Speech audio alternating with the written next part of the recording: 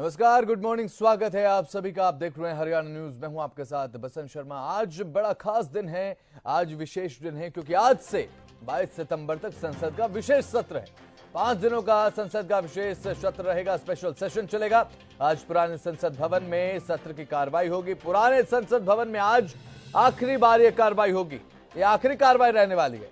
पुराने संसद भवन में आज संविधान सभा पर चर्चा होगी और सत्र के पहले दिन 75 साल के इतिहास पर चर्चा रहेगी। 75 साल आजादी के बाद के जो 75 साल अभी तक रहे उन पर चर्चा होगी। नई संसद में कल से विशेष सत्र की शुरुआत होगी। विशेष सत्र में 8 बिल पेश करने की तैयारी है। 20 से 22 सितंबर तक 8 विधेयकों पर चर्चा संभव बताई जा रही है। सर्वदलीय बैठक विशेष सत्र से पहले हुई और इस सर्वदलीय बैठक में कांग्रेस की तरफ से महिला आरक्षण को लेकर डिमांड रख दी गई है। ये मांग रखी गई है कि महिला आरक्षण जो है वो दिया जाना चाहिए, कांग्रेस की तरफ से विशेष मांग। और राहत की बात यह है, एक खुश खबर यह है इसमें कि महिला आरक्षण को लेकर सत्ता पक्ष और विपक्ष का लगभग एक रवैया नजर आ रहा है, एक सुर एक ताल नजर आ रहा है। आज से 22 सितंबर तक संसद का विशेष सत्र रहेगा। 5 दिन का यह विशेष सत्र होगा। इस दौरान 8 विधेयक पेश किए जाएंगे। तो वहीं आपको बता दें कि आज की जो कार्रवाई है पुराने संसद भवन में चलने वाली है।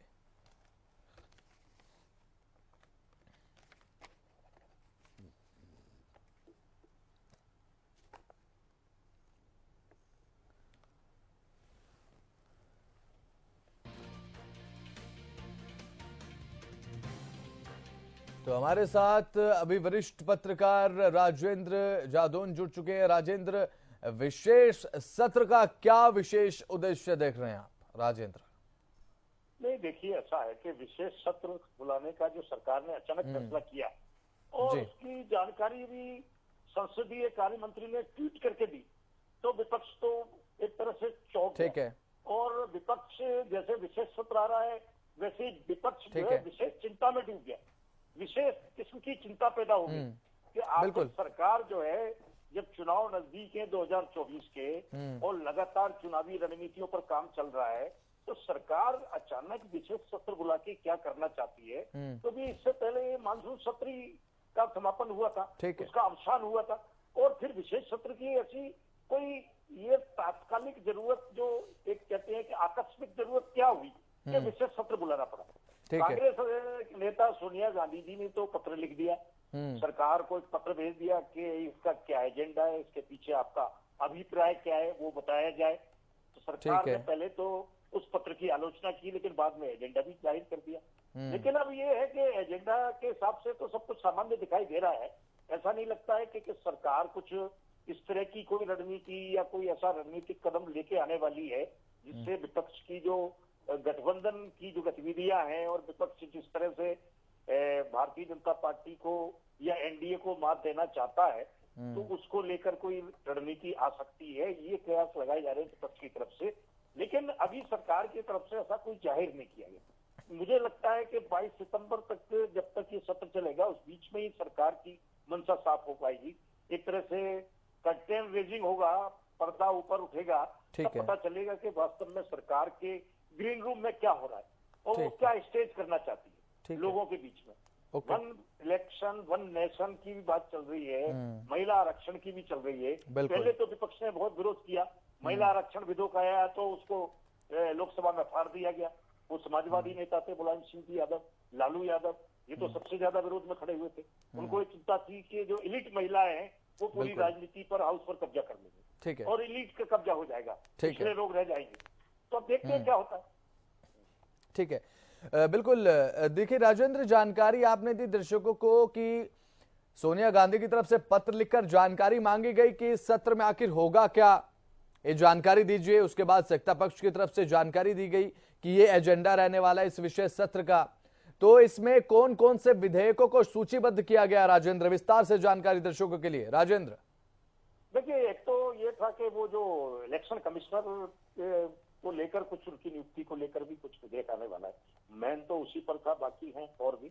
लेकिन इस पर ही ज्यादा चर्चा है कि लगता है कि वो इलेक्शन कमिश्नर की नियुक्ति को किस तरह से वो प्रबंधित करने वाली सरकार, तो इसको लेकर ही है, क्योंकि वो जो है जिस तरह से प्रबंधित करेंगी तो चुनाव की पूरी प्रणाली पर उसका प्रभाव पड़ता है। तो विपक्ष की चिंता ये है कि कहीं इस तरह का ना आ जाए कि सब कुछ सरकार की मुट्ठी में ही हो जाए, तो फिर चुनाव की निष्पक्षता और स्वतंत्रता कैसे रह पाएगी।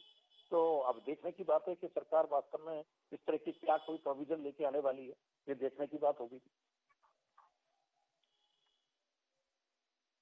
हमारे पॉलिटिकल एडिटर भी जुड़े हुए हैं और साथ ही एक बार पैनल पर ले लीजिए, स्क्रीन पर ले लीजिए कौन कौन हमारे साथ जुड़ा हुआ है। बीजेपी प्रवक्ता सत्यव्रत शास्त्री भी हमारे साथ जुड़ चुके हैं लाइव।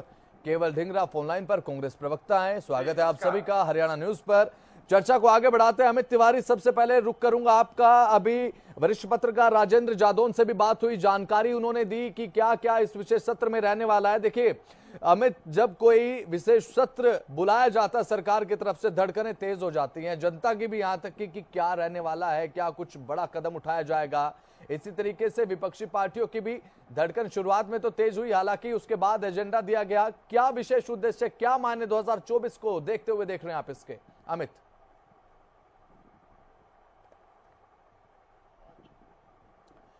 सुन पा रहे हैं अमित? आवाज मिल पा रही है आपको? तो चलिए अमित, एक बार फिर से रुक करूंगा आपका कुछ ही देर में। हमारे साथ बीजेपी प्रवक्ता सत्यव्रत शास्त्री हैं। सत्यव्रत शास्त्री जी हरियाणा न्यूज के साथ जुड़ चुके हैं आप। सत्यव्रत जी, देखिए विशेष सत्र बुलाया गया है, कई सवाल खड़े होते हैं, विपक्षी खेमे से भी कई सवाल खड़े किए गए कि अभी कुछ ही समय पहले 38 दिन मात्र बीते हैं मानसून सत्र को खत्म हुए, क्यों ना ये कार्रवाई मानसून सत्र में ही इसे सिरे चढ़ा दिया जाता?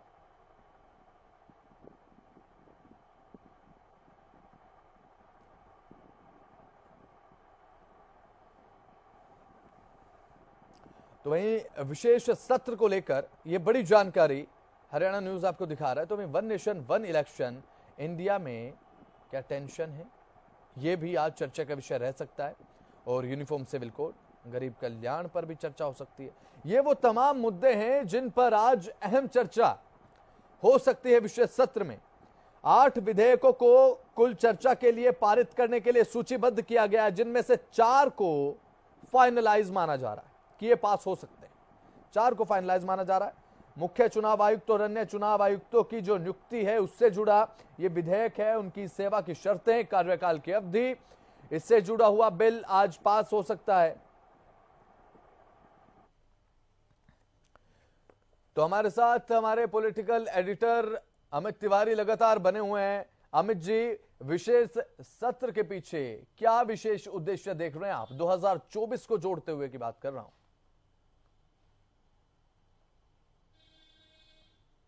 देखिए बसंत, पहले यही लग रहा था कि कुछ बड़ा होने जा रहा है और इसीलिए विशेष सत्र बुलाया गया है, क्योंकि केंद्रीय संसदीय मंत्री जो प्रहलाद जोशी की ओर से भी कहा गया था कि विशेष सत्र है। हालांकि बाद में सरकार ने इसे नियमित सत्र बताया है। आमतौर पर जो हम देखते हैं हमेशा से ही कि मानसून सत्र, शीतकालीन सत्र और बजट सत्र की ही बात होती है, और लेकिन यह विशेष सत्र बुलाया गया। और पहले कहा गया, लेकिन बाद में यह कहा गया कि नियमित सत्र है। लोकसभा का यह 13वां और राज्यसभा की बात करें तो 241वां सत्र उसे बताया गया।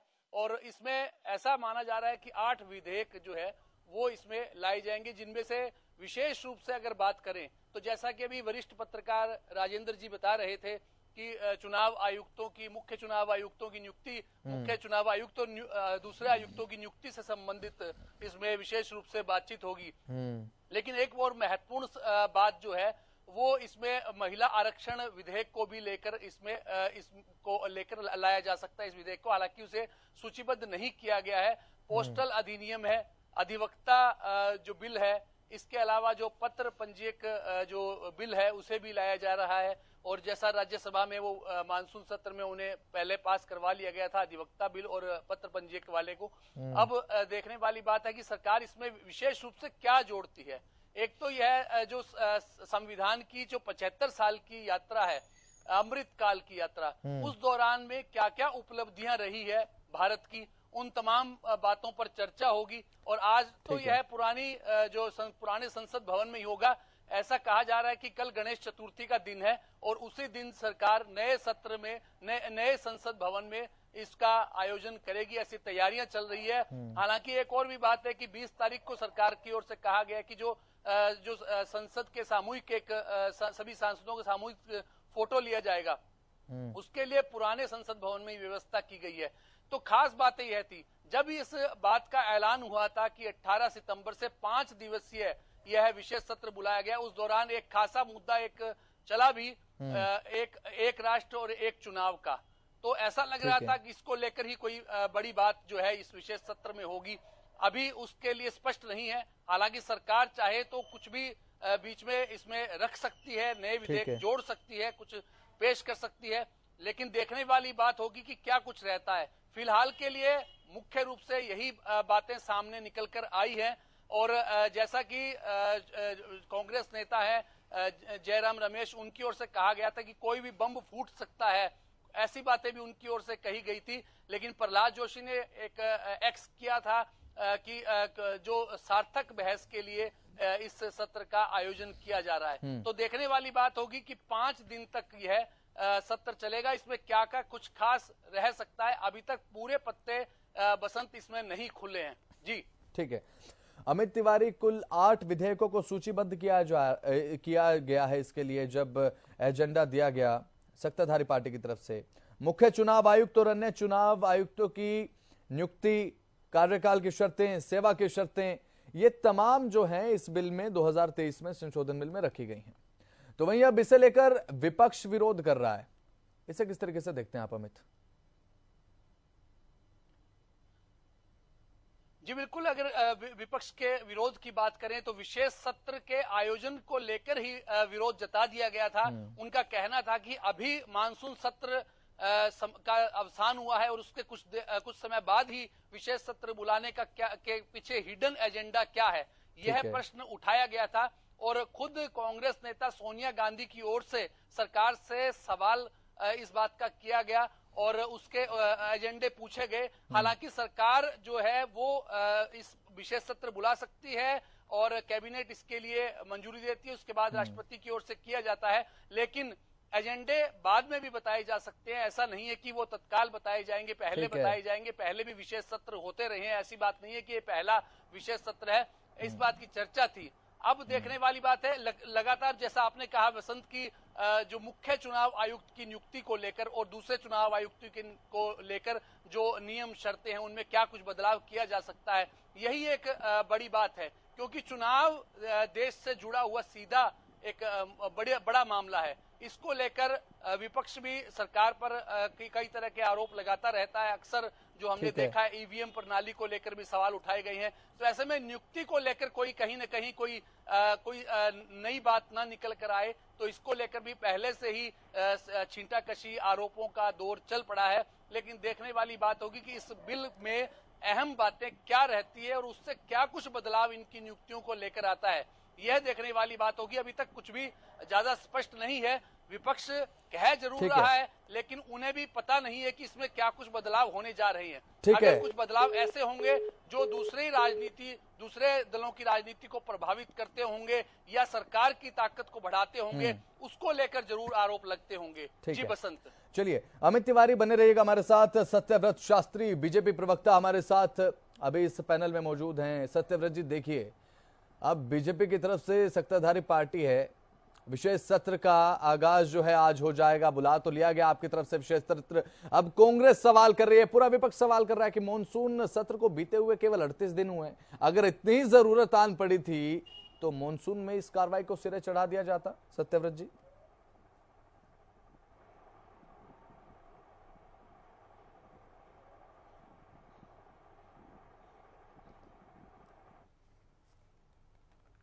सुन पा रहे हैं सत्यव्रत जी? आवाज मिल पा रही है आपको?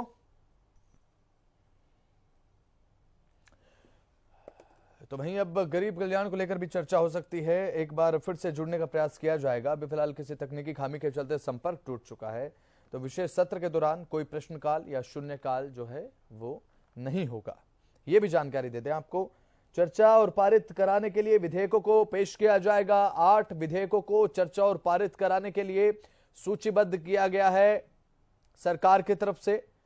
और इसमें आपको बता दें कि मुख्य 4 बिल विधेयक ऐसे हैं जिनका पारित होना तय माना जा रहा है। सबसे पहला, मुख्य चुनाव आयुक्त और अन्य चुनाव आयुक्तों की नियुक्ति, सेवा की शर्तें, कार्यकाल की अवधि।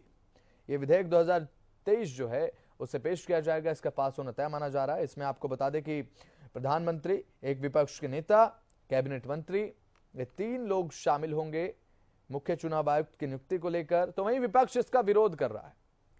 विपक्ष की तरफ से कहा जा रहा है कि राष्ट्रपति जो हैं वो नियुक्ति करें।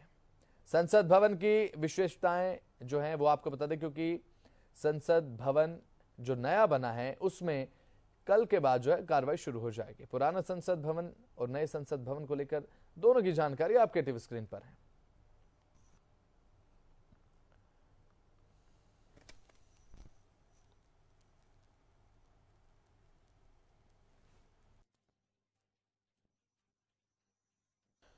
तो वहीं आपको बता दें कि एडवोकेट संशोधन, प्रेस पंजीकरण, डाकघर और साथ ही चुनाव आयुक्तों की नियुक्ति, सेवा शर्तें वाला बिल आज शामिल है।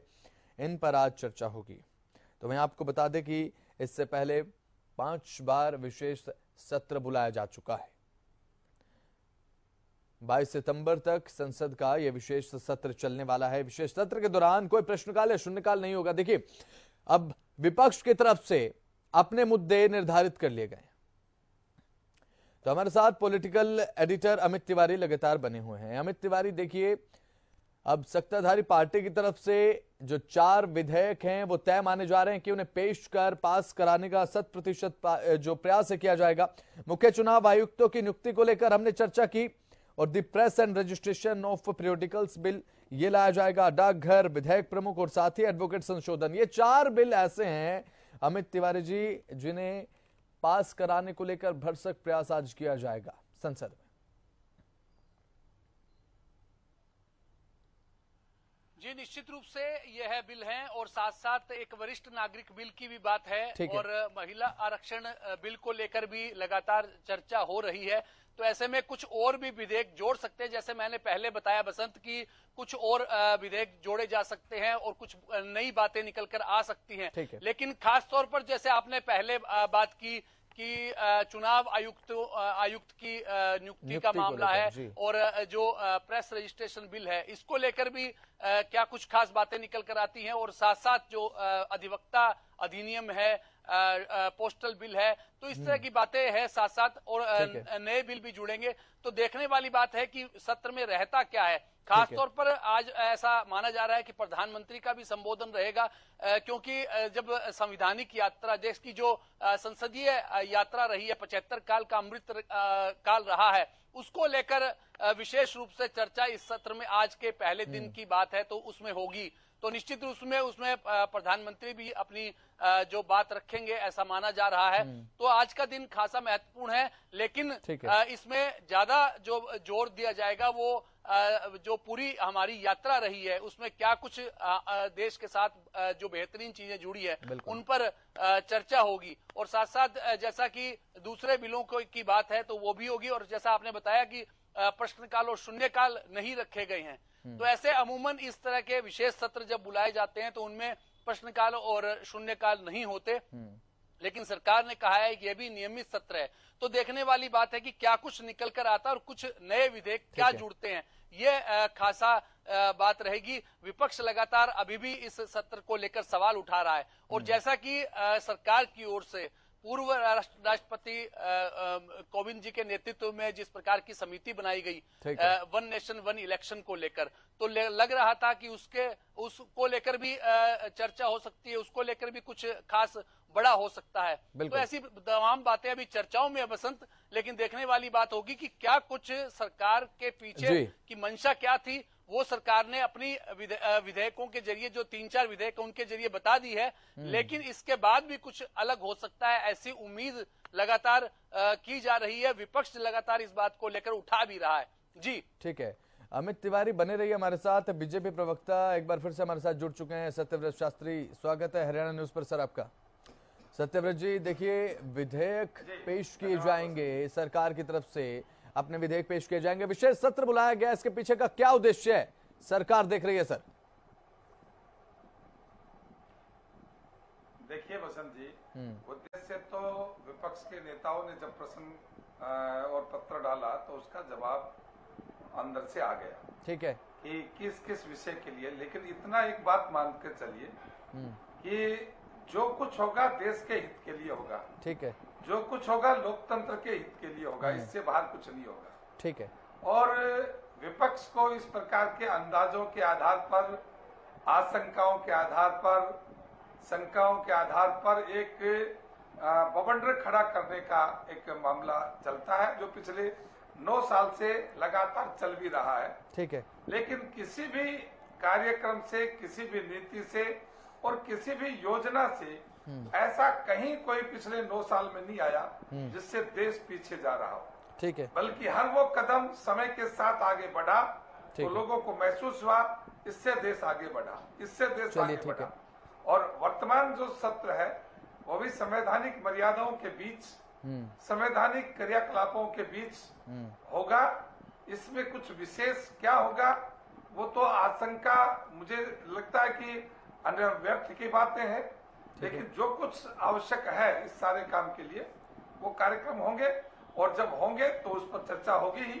आज तो मैं इस सत्र का कांग्रेस के नेताओं से, विपक्ष के तमाम नेताओं से मेरा निवेदन होगा कि आग्रह होगा कि राष्ट्र हित में कोई भी कदम उठे उस पर सकारात्मक चर्चा हो, सकारात्मक बहस हो। बिल्कुल। एक अपने सुझाव उसके अंदर बिल्कुल सरकार जैसे कहती है तो उसको देना चाहिए। बिल्कुल। सत्यव्रत जी, एक सवाल आपसे ये, देखिए मुख्य चुनाव आयुक्त कोई नियुक्ति को लेकर आज विधेयक जो है वो लाया जाएगा आपकी तरफ से, यानी कि सरकार की तरफ से। अब सत्ताधारी पार्टी जो है बीजेपी, यानी कि सरकार की तरफ से कहा गया है कि चुनाव आयुक्तों की नियुक्ति में प्रधानमंत्री, विपक्ष के नेता और एक कैबिनेट मंत्री, 3 लोगों का पैनल होगा, ये जो है वो डिसाइड करेंगे। लेकिन विपक्ष इसका विरोध कर रहा है। सर, क्या आप इसके पक्ष में है? क्या ये सही है? क्या प्रधानमंत्री, एक विपक्ष के नेता और साथ ही जो कैबिनेट मंत्री हैं वो 3 लोगों का पैनल क्या तैयार है, इससे सहमत हैं मुख्य चुनाव आयुक्तों की नियुक्ति के लिए? देखिए, निश्चित रूप से हम इस पर असहमति का कोई कारण नहीं बनता। ठीक है। और ये किस प्रकार की चयन प्रक्रिया में कोई संशोधन पहली बार नहीं हो रहा। ठीक है। इससे पहले भी सरकारों के द्वारा समय समय पर समय की आवश्यकता और वर्तमान परिस्थितियों के कारण से जो कुछ नया करने के लिए होता है पिछली सरकारों ने भी किया है। और यदि कुछ प्रशासनिक तौर पर महसूस किया जाए कि कुछ बदलाव की जरूरत है तो इस बार भी हो जाएगा, तो कोई नई बात नहीं होगी। चलिए ठीक है। बिल्कुल। सत्यव्रत जी हमारे साथ कांग्रेस प्रवक्ता केवल ढींगरा जी भी हैं। केवल जी, स्वागत है हरियाणा न्यूज पर। अब देखिए, विशेष सत्र को किस तरीके से आप देखते हैं, क्योंकि आपकी तरफ से ये बात कही गई विशेष सत्र बुलाया गया, मॉनसून सत्र में ही सुलझा लेते, जितनी भी कार्रवाई थी मॉनसून सत्र में रख लेते, किस तरीके से देखते हैं? सरकार कह रही है कि देश के हित में है ये सत्र।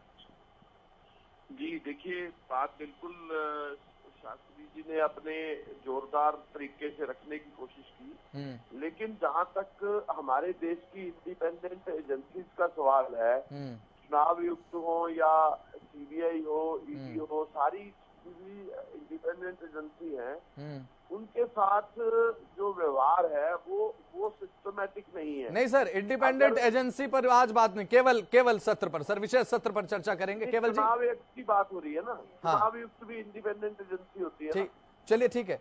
आप विशेष सत्र को लेकर बिल्कुल उसी के ऊपर बात कर रहा हूँ। चलिए एक बार बिल्कुल संक्षिप्त में केवल जी, क्योंकि समय की कमी है। बिल्कुल।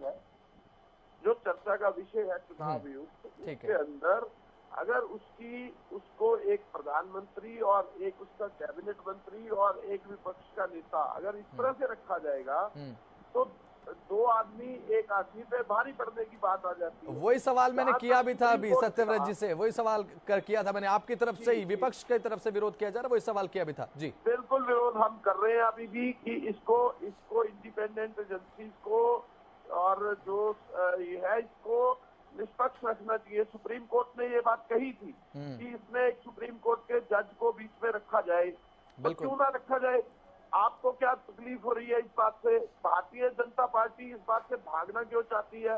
भारतीय जनता पार्टी की सरकार स्पेशल सत्र बुला के अगर इस रूल को बीच में लाना चाहती है, नियुक्ति को बीच में लाना चाहती है, अगर लाना चाहती है तो वो क्यों लाना चाहती है? ये बात क्यों स्पष्ट नहीं कर रहे? ये तो कह रहे हैं कि हम ये बात कर रहे हैं, अगर वो आप कर रहे हो तो स्पष्ट क्यों नहीं कर रहे हो? कि इस बात को जो सुप्रीम कोर्ट का माननीय अगर जज बीच में हो तो आपको क्या परेशानी है उससे? चलिए जवाब ले लेते हैं। उनको लाना चाहिए बीच में। अगर सुप्रीम कोर्ट के जज हो तो वो उससे क्या होगा कि जो इंडिपेंडेंट जो सिस्टम है वो उसी तरीके से उसके मापदंड होंगे, उसके सिस्टम होंगे। अगर चलिए एक बार जवाब ले लेते हैं। बिल्कुल केवल जी, आपको बात माननी पड़ेगी। बिल्कुल आपकी ठीक है, जवाब लेंगे। बिल्कुल 10 सेकंड में सत्यव्रत जवाब देंगे कि कहना है कांग्रेस का कि अगर chief justice of India beach में आ जाए तो कोई परेशानी आपको नहीं होनी चाहिए, लेकिन ऐसा रखा नहीं गया सर। 10 सेकंड में जवाब सर। ऐसा देखिए, ये तो वसंत जी आगे बता पाएंगे कि होगा कि नहीं होगा, लेकिन मैं इसके लिए इतना बता अवश्य सकता हूँ बिल्कुल जिसके अंदर स्वयं यदि चीफ जस्टिस उसके अंदर एक मेंबर हो गए जी, और उसके अंदर यदि किसी को कोई दिक्कत आएगी तो अपने निर्णय के फैसले स्वयं सुप्रीम कोर्ट कैसे कर पाएगा? ठीक है, वो तो तटस्थ नहीं रह पाएगा ना। चलिए ठीक है, जो उसने फैसला किया था वो उसके पक्ष में रहेगा, इसलिए वो स्वतंत्र एजेंसी है और उनके काम को, लोकसभा के काम को अलग अलग रखा जाए। यदि उनको आवश्यकता है तो उसके ऊपर विवेचना करें, वो स्वतंत्र है इसके लिए। चलिए ठीक है, बिल्कुल। बीजेपी प्रवक्ता सत्यव्रत शास्त्री हमारे साथ जुड़े, बहुत बहुत शुक्रिया आपका। केवल डिंगरा जी कांग्रेस की तरफ से जुड़े, आप बहुत बहुत शुक्रिया। राजेंद्र जारोन वरिष्ठ पत्रकार, अमित तिवारी पॉलिटिकल एडिटर हमारे साथ जुड़े, बहुत बहुत शुक्रिया आपका सर जुड़ने के लिए। तो वहीं अभी फिलहाल विशेष सत्र को लेकर चर्चा तेज है, देखने की बात होगी विशेष सत्र जब होगा कौन कौन से विधेयक पेश किए जाएंगे। फिलहाल बुलेटिन में इतना, देखते रहना न्यूज। नमस्कार।